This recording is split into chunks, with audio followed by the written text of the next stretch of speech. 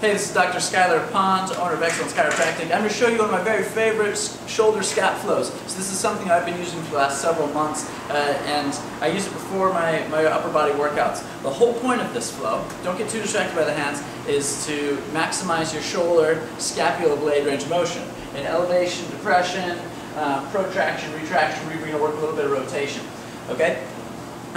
Some of these movements I borrowed from Ido Portal's flow, and that's just the way I modified it. I modified some of the movements and overemphasizing protraction, retraction. You'll see how it goes. So there's 5 moves, and the first one is really simple. Just pass the band from behind your back out in front of you. I have my hands not straight out in front of me, not all the way at the sides, at a bit of an oblique angle called the scaption plane.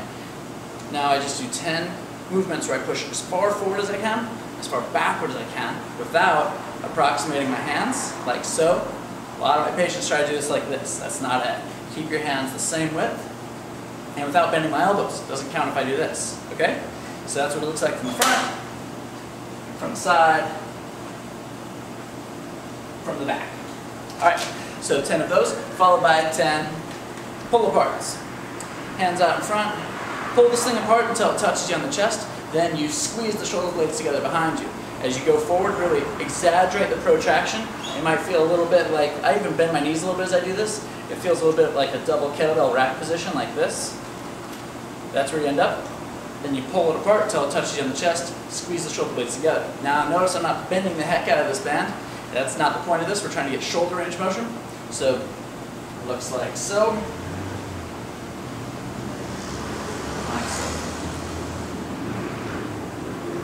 I keep tension on the band the whole time. I don't just bring my hands all the way together in the front.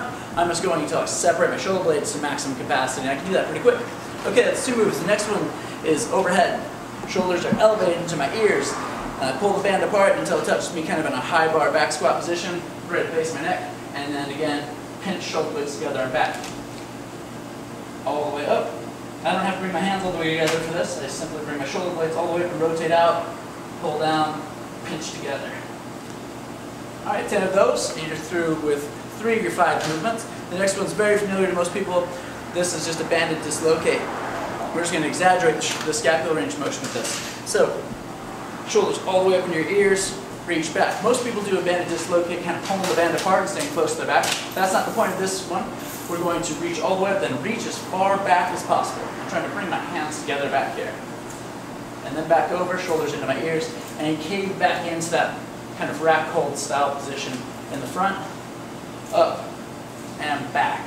So 10 of those and you're almost done. The final one's an easy transition out of that banded dislocate position because you start from right here, then you just take a shortcut across into the front. Reach back as far as you can, all the way to the front. Notice I don't have to bring my hands together. That doesn't really do much. But if I achieve that motion by separating my scapular blades, well, that achieves a lot.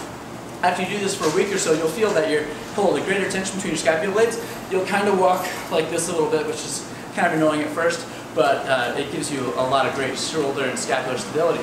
So I do this one just 1 time through, 10 times each as a warm-up before I work out. But if I'm not going to use my shoulders that day, I'll go through 3 times in a set. All right, try that out. It's a new warm-up.